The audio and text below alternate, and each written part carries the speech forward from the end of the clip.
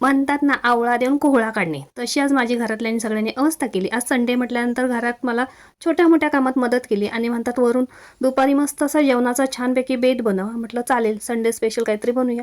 मग काय, इथे पाव किलो मटार घेतले, पाव किलो फ्लावर घेतला, 2 बटाटे साल काढून बारीक चिरून स्वच्छ धुवून घेतले, पुन्हा 2 गाजर स्वच्छ धुवून बारीक चिरून घेतले. ते एका पातेल्यामध्ये घालून त्याच्यात 1 तांब्यावर पाणी घातलं, मीठ टाकून 5 ते 7 मिनिटं या भाज्या शिजवून घेतल्या.